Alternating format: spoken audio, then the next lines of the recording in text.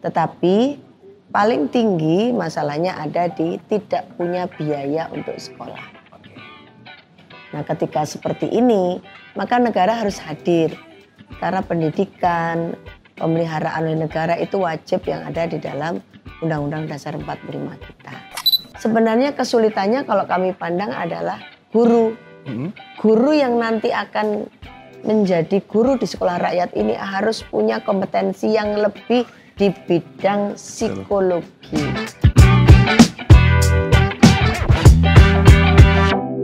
Oke, selamat datang kembali di Podcast Suara Surabaya. Dan sekarang saya Arief Kuswardaya yang akan menemani Anda bersama tamu saya yang spesial. Tapi sebelumnya saya mau menyampaikan sedikit data dulu. Jadi di Jawa Timur ada sekitar 4,4% angka kemiskinan ekstrim.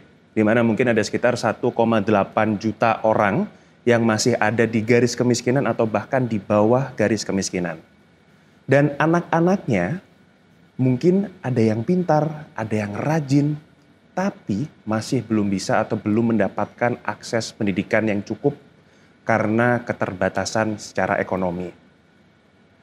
Pemerintah sendiri sudah menghadirkan suatu mungkin yang bisa dibilang solusi. Sekolah rakyat, kurikulum masa depan, sekolah berbasis asrama, dan itu dikhususkan untuk anak-anak yang ada di garis kemiskinan.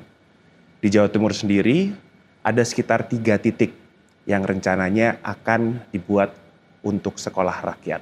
Apakah betul itu jawaban dari pemerintah agar anak-anak ini bisa mentas dari kemiskinan? Dan saya akan ngobrol dengan bintang tamu saya yang spesial. Di hari ini ada Dr. Sri Untari Bisowarno MAP selaku Ketua Komisi E DPRD Jawa Timur. Halo Ibu. Halo. Selamat. Assalamualaikum. Waalaikumsalam. Masya Allah. Cantik sekali hari ini, Bu. Matur nuwun, habis mandi. Sehat nggih, Bu, ya, tapi ya? Sehat, alhamdulillah. Ya, Mas. Gimana? Tapi bagaimana, Bu? Komisi E sendiri di Jawa Timur, Bu, ya? Kita langsung aja, Bu, ya. Untuk memandang sekolah rakyat ini bagaimana, Ibu? Secara visi itu adalah gambaran kekuatan keberpihakan kepada kaum miskin oleh Bapak Presiden kita. Jadi kan kita ini sedang memiliki presiden yang memiliki visi jauh, pengennya cepat mengentaskan kemiskinan. Maka munculnya gambaran sekolah rakyat ini juga menjawab berbagai problematika kemiskinan di bidang pendidikan. Yang salah satunya kalau anak-anak miskin kita hari ini faktanya pemerintah berusaha untuk terus-menerus membuat mereka bisa sekolah. Tapi faktanya masih tetap ada anak putus sekolah. Salah satu saya pernah ngasih materi itu di rapat koordinasi antara Bapeda, Dinas Pendidikan, kemudian satu lagi lupa saya. Tapi di situ datanya adalah masih ada 54.000 anak putus sekolah. Nah, 54.000 anak putus sekolah itu jenjang mulai SD, SMP, dan SMA. Berarti kalau kita lihat persentasenya anak SD biasanya itu paling sedikit. Kenapa? Karena SD ini wajar 9 tahun. Sampai dengan SMP ini disasar penuh. Nah, maka yang paling banyak adalah di SMA. Ini agak unik dan cukup rumit karena putus sekolahnya tidak hanya soal biaya, perkawinan dini.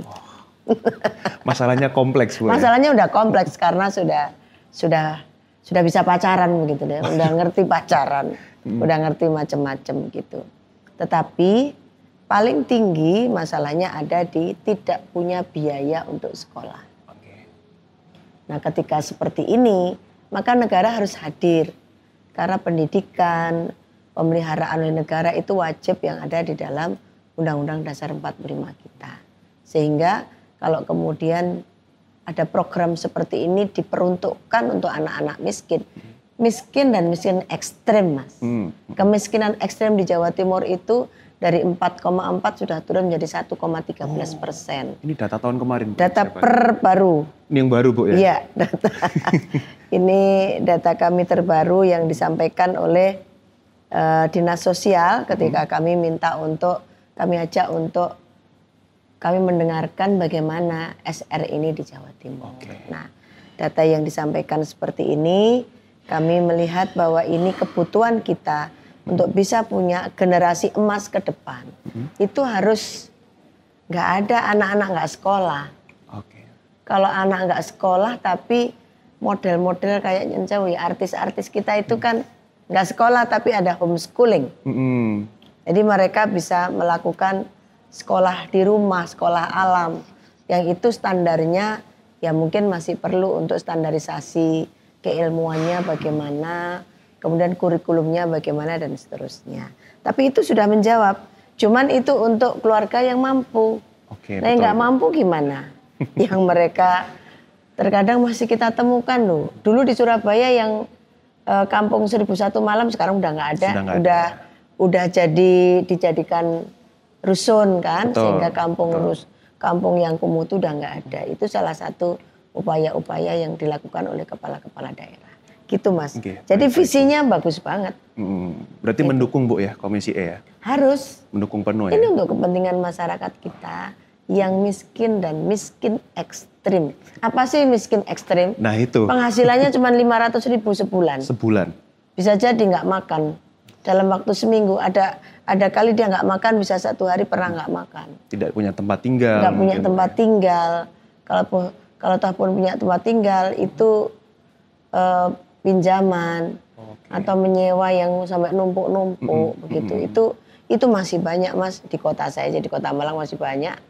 Saya lihat begitu. Jadi ini kalau melihat visi yang sangat besar ini, kita mesti diberikan dukungan untuk ini. Baik. Tapi memang tidak mudah karena kompleksitasnya. Iya, bukan karena materi ekonomi saja Bu ya. Iya. Kompleks tadi ada masalah sosial budaya mungkin ya. Karakter masyarakat kita untuk maju. Jadi gini, Nyun Sewu ini menurut saya adalah karena mentalitas bangsa dijajah. Jadi mentalitas bangsa dijajah itu ada minderwaardenya kata orang Belanda. Jadi inferior.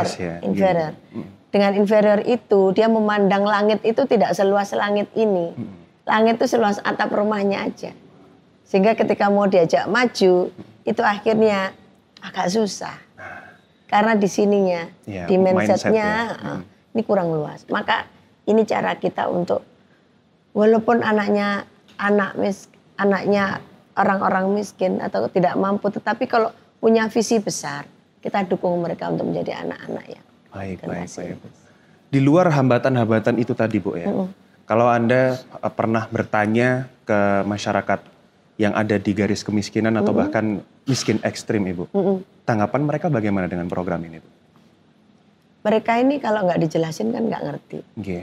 Tapi pada prinsipnya mereka cuma, sekolahnya gratis ya, gitu.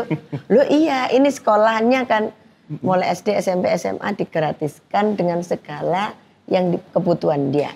Mulai dari A sampai Z kebutuhannya. Lalu boarding school. Lalu dididik ada kepemimpinan, ada nasionalisme, ada kemudian keagamaan. Jadi full kayak anak-anak kita yang berada di pondok-pondok pesantren yang bagus itu. Seperti anak-anak kita ini sekolah taruna, kayak begitu. Tapi ini objeknya adalah orang tidak mampu.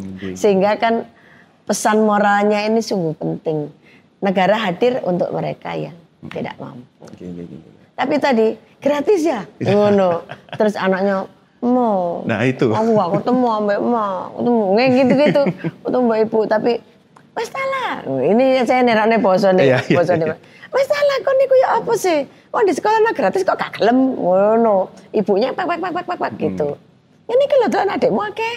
Kan kebetulan sempat menemui keluarga kurang mampu ekstrim, anaknya 5 Mas. Waduh.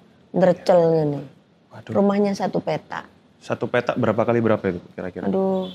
Dihuni berarti ber7 ya kalau sama ayah ibunya? Cuma 3 kali 4. Waduh. 1 Sak kamar. mono iku iya, dibagi 4 gini. Ruang tamu ono kasure, lalu kamar hanya 1, dapur, kamar mandi. Saya kan mikir, aduh gimana ya? Bagaimana orang tua melaksanakan dirinya sebagai orang tua, ya kan? Namanya laki-laki dan perempuan dalam pernikahan bagaimana?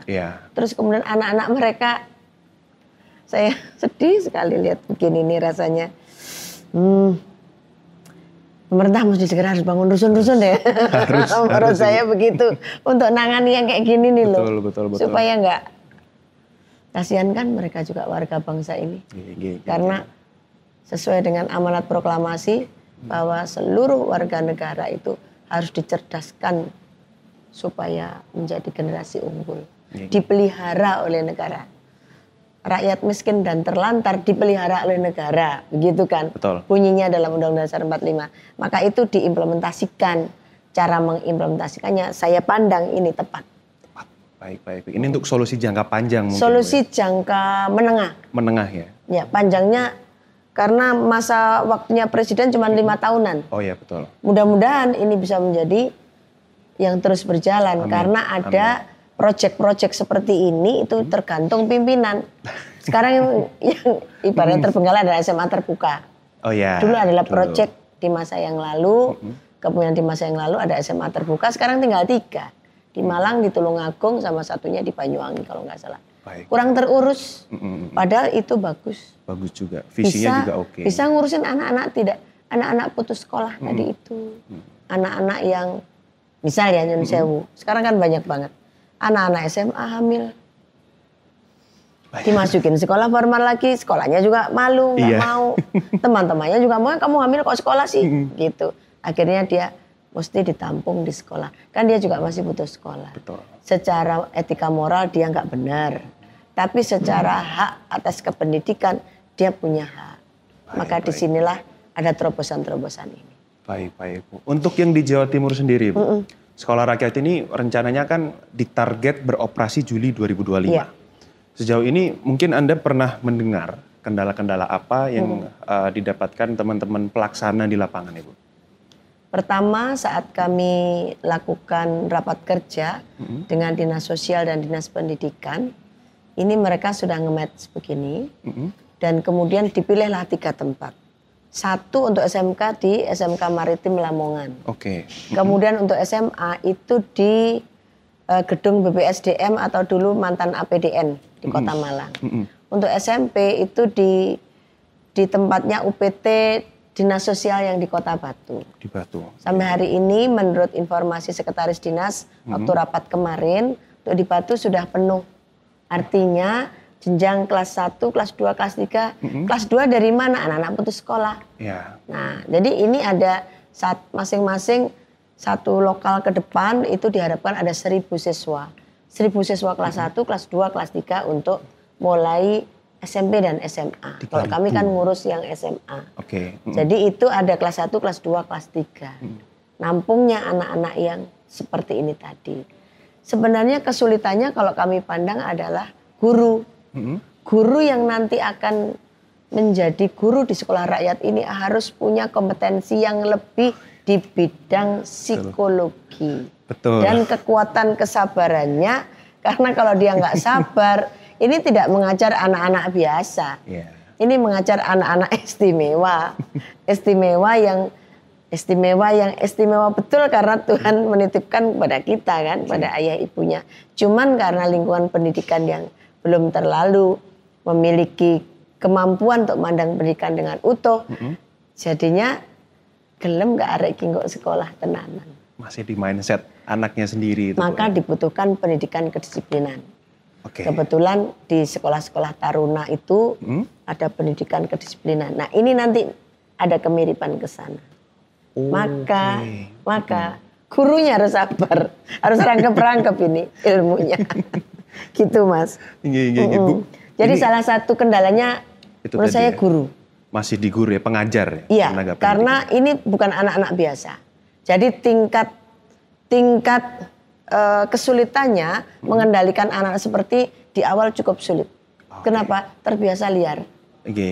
Terbiasa mereka tidak terurus. Ini langsung diurus jerek gitu. Tapi kalau nanti strategi dan metodenya tepat, maka akan luar biasa. Bu Untari ini kan dulu juga pernah menjadi seorang guru, Bu ya? Guru pernah, kepala sekolah pernah. Nah, sedikit banyak tahu Ibu pasti ya. Tahu. Cara menghandle mungkin anak-anak yang luar biasa ini. Menurut jenengan Ibu, cara yang paling cocok lah istilahnya untuk mereka, apakah dengan pendekatan yang harus pelan-pelan, halus, atau pendekatan yang sangat-sangat disiplin, yang strict sekali? diajak bicara dulu. Oke. Karena seluruh anak-anak kita itu sebenarnya punya jiwa dan roh yang berbeda. Tuhan menitipkan rohnya di semua kita. Itu beda. Rohnya panjenengan dan roh saya berbeda. Betul. Tetapi karena roh itu zero, dia sebenarnya bebas nilai. Bukan laki-laki, bukan perempuan roh ini. Itu kan. Tetapi di dalam jiwa setiap orang ada roh, ada jiwa, ada fisik. Bagaimana caranya? Dijak ngomong disik, dilus, pakai. Nak, begini. Nanti kamu punya cita-cita apa? Oh, saya pengen jadi pengusaha. Pengusaha apa? Bidang properti, Bu. Properti itu apa menurut kamu? Kan kita gali terus. Saya pada, oh, properti itu saya kira saya jadi tukang itu properti. Benar itu, kamu jadi tukang salah satu pembangun properti. Nah, kamu bisa bikin perusahaan pertukangan. Arahnya kan mengarahkan ke sana. Betul. Jadi harus pelan. Sambil diedukasi, sambil ditanyakan. Sehingga kemudian anak-anak kita itu merasa tidak diinterogasi. Kalau diinterogasi dia akan diam. Tapi kalau diajak ngomong, sesuai dengan alurnya, alur pikirnya kita ikuti, pada satu titik, tak begini. Oh, ini tau maumu. Guru harus bisa begitu. Gitu. Terbayang effort yang harus dikeluarkan nanti para guru di sekolah rakyat. Iya. Memang harus manusia luar biasa. Tapi itu pahala yang besar menurut pasti, saya. Pasti jari air. Jadi, dan selalu ada kok manusia-manusia terpanggil. Selalu ada. Kenapa ada orang terpanggil jadi guru, jadi dokter.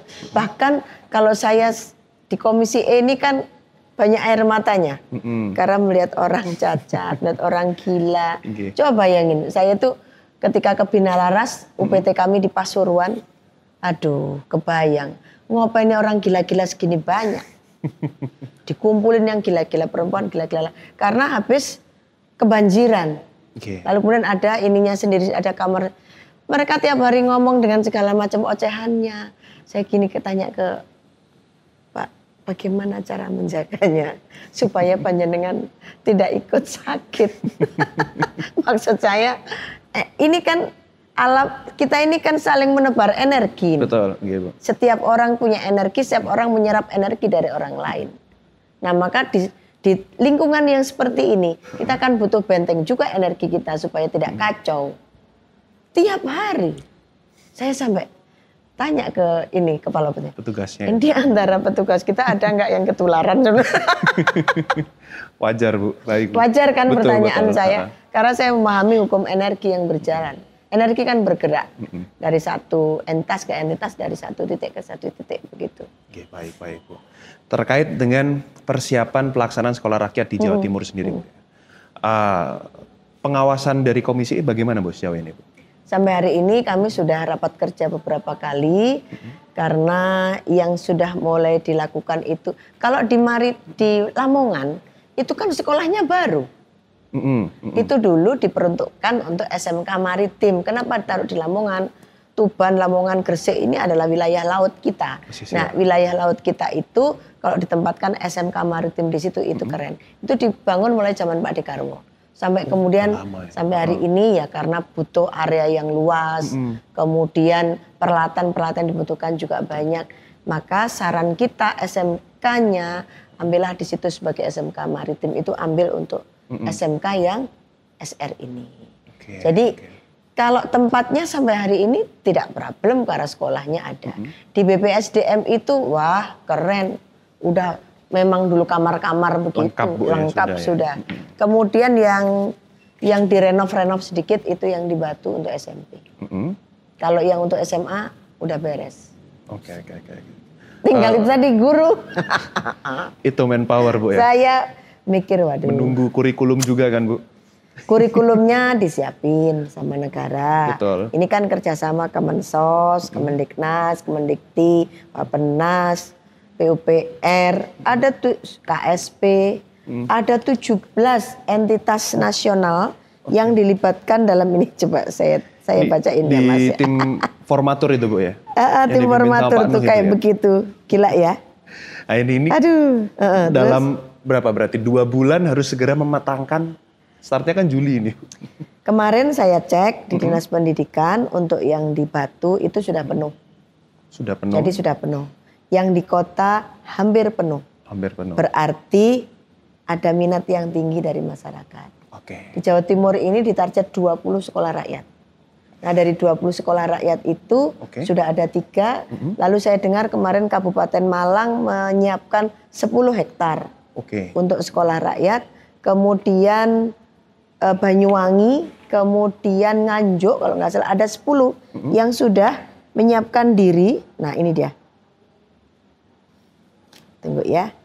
10 berarti dengan... Saya mesti baca data ya Mas. Boleh. Dengan 3.000 kira-kira Bu ya. Per sekolahnya itu kan 1.000 kelas 1, kelas 2 1.000, kelas 3 1.000.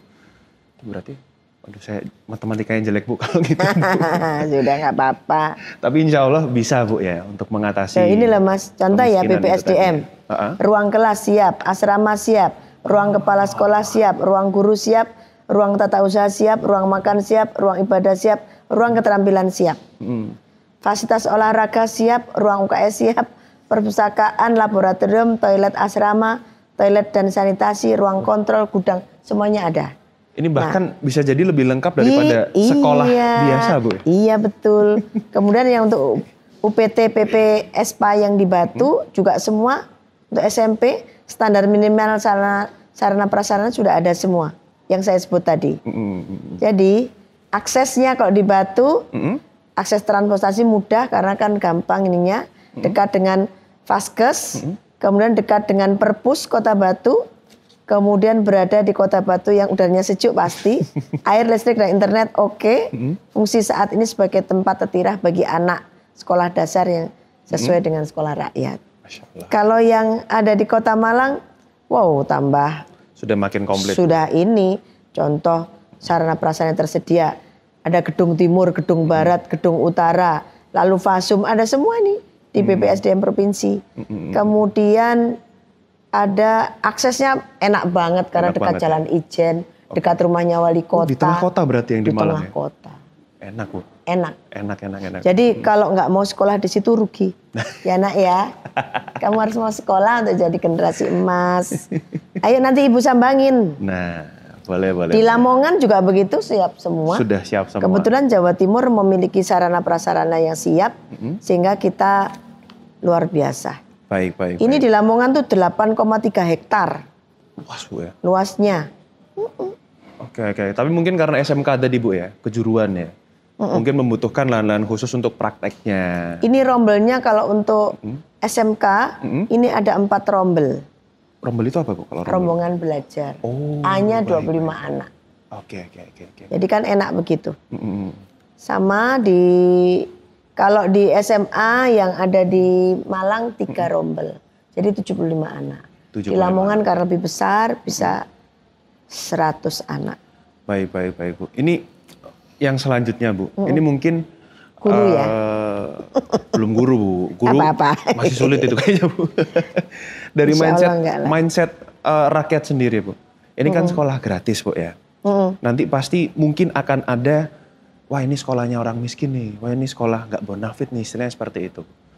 Salah betul kalau seperti itu. Kenapa?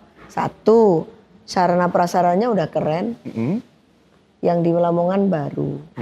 Yang di Kota Malang itu gedung lama yang masih bagus. Dan terkenal sebagai APDN. Yang ketiga yang SMP di Batu udah direnov. Jadi nggak keren malah. Kata miskin itu akan hilang kalau sudah mereka masuk ke situ. Tinggal nanti lulusannya tuh jadi lulusan apa sih? Cerdas secara logik ya, cerdas secara pikiran, cerdas akal budi, dan kemudian akan diterima rencananya di BUMN-nya negara. Yang berkaitan dengan minat mereka Bu ya. Berarti sudah ada rancangannya ada. Jangka panjangnya juga kalau sudah mau ada. menuntaskan kemiskinan kan harus tuntas. Betul.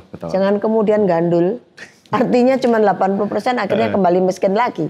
Maka harus tuntas. Lulusannya pun diterima. Itu. Tinggal nanti kita lihat apakah anak-anak kita ini dengan model seperti ini kerasan apa enggak di ekonomi. Itu yang menjadi tantangannya. Baik. Kembali lagi mungkin tadi yang jenengan singgung tentang guru. PR-nya kan otomatis sangat-sangat besar Bu ya. Dan guru ini kan juga bukan tanggung jawab pemerintah pusat saja, Bu ya. Ya. Yang di daerah-daerah ini. Dari Komisi E sendiri, Bu, bagaimana cara Komisi E untuk mendorong pemerintah-pemerintah daerah ini untuk mencetak guru-guru yang oke lah istilahnya. Jadi kalau menurut saya tidak sulit sesungguhnya. Ini contoh ya. Yeah. Jadi kita untuk SMA ini di BPSDM sudah tersedia kepala sekolah 1, guru kelas SD itu 2, karena ini SD kosong ya. Guru penjas orkes ada 1, BK 1, PPKN 1, bahasa Indonesia 1, semuanya ada. Bahasa Indonesia, matematika, IPA, IPS, bahasa Inggris, seni budaya dan prakarya, TIK, sejarah, biologi, fisika, kimia, geografi, ekonomi, sosiologi, antropologi, muatan lokal, ini semuanya ada, masing-masing 1. Okay. Sudah ada 20 orang gitu. Kemudian untuk yang di SMKN Maritim Lamongan itu sama, semuanya ada. Tapi baru 1. Baru 1. Iya. Nanti tinggal telaah dengan kelas 4 rombel butuh guru berapa. Ini yang nanti akan diukur oleh Dinas Pendidikan. Disesuaikan kebutuhannya, Bu ya, pastinya. Baik. Tapi terkait isu, ini kan gurunya pasti banyak banget, Bu. Isu terkait kesejahteraan tenaga pendidik ini, Bu. Dari Komisi E bagaimana, Bu? Kesejahteraannya kalau dia misalkan P3K, dia ASN, dia tetap sama. Sama artinya ada gaji, ada sertifikasi. Kalau guru P3K karena nggak ada sertifikasi, ada TPP. TPP itu tunjangan tambahan penghasilan, itu kami kemarin sudah menyepakati, sekarang ini separuh dari gaji resminya, tambahannya. Nah kalau mereka nanti ada di sekolah-sekolah boarding school, gurunya juga sebagian harus boarding. 24 jam mantau. Iya, gitu, gantian harus boarding seperti di Tarunanala itu.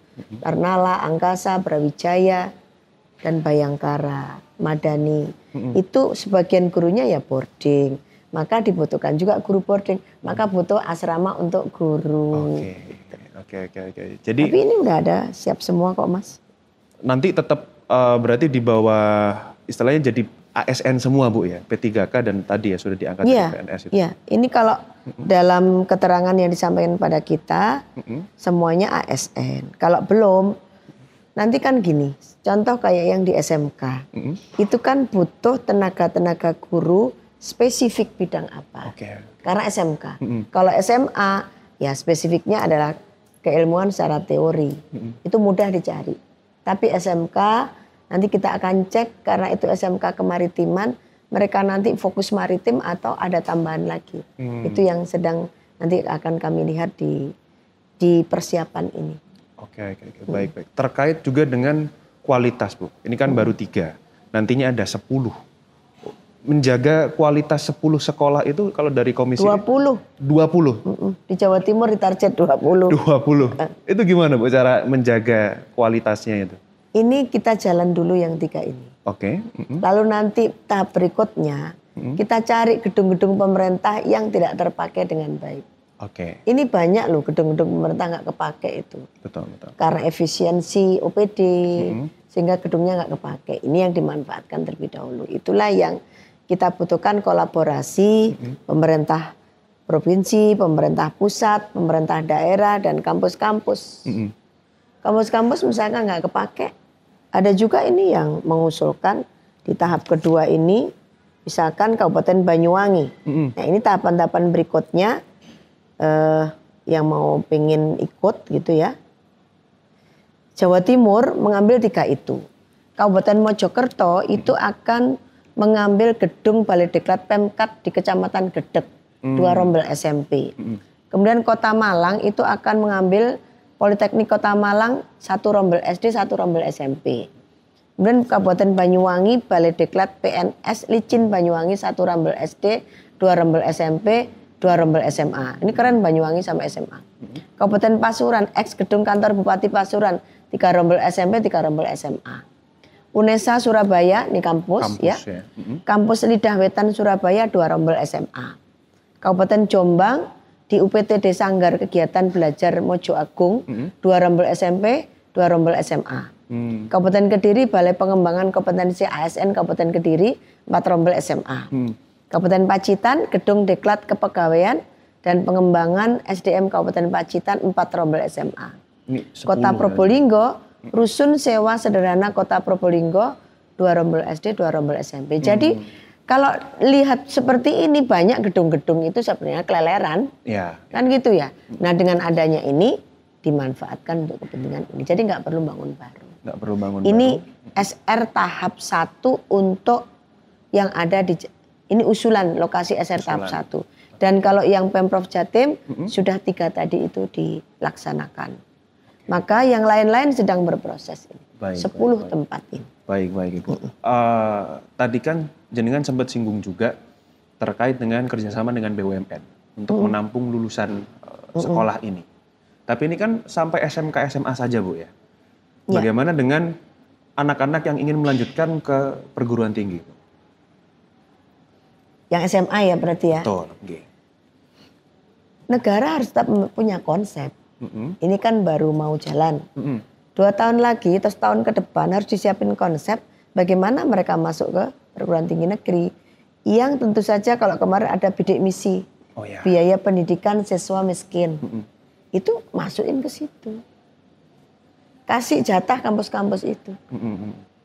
Kan mereka punya yang namanya pengabdian masyarakat. Yang berasal dari ya gotong royongnya para orang tua mahasiswa. Sehingga kita bisa saling dukung, saling mendorong. Kalau ini jalan ya insya Allah kemiskinan segera selesai. Jangka panjang. Kecuali mereka-mereka yang tetap mentalnya miskin. Mindset tadi. Mentalnya miskin, kalau mentalnya miskin, udah disekolahkan, udah ini tetap saja di jalanan, tetap saja ngemis. Karena kalau kita lihat di medsos itu kan ada pengemis dengan harta 23 miliar. Banyak. Di India. Betul. Lalu di tempat saya tuh di Malang itu ada gitu tuh kampungnya orang pengemis. Kerjaannya emang mengemis. Nah ini yang harus dipatahkan mental ini. Baik. Karena kan sesungguhnya sebaik-baiknya orang menurut agama kami ya. Yang memberi, bukan yang menerima gini. Tangan di atas lebih baik. Tangannya di atas baik dari tangannya di bawah. Baik. Terkait dengan penerimaan calon siswa Ibu. Apakah ada saran mungkin Bu? Agar ini tepat sasaran. Ini kan ada di desil 1 kan Bu sasarannya. Iya, desil 1 sampai 5. Nah, agar tepat sasaran mungkin saya keluarga saya tidak begitu miskin tapi saya pengen nih sekolahnya bagus, anak saya pengen saya masukkan anak ke sini. Karena saya mungkin kerjasama untuk memasukkan data mungkin atau gimana. Mungkin ada saran Bu agar bisa tepat sasarannya.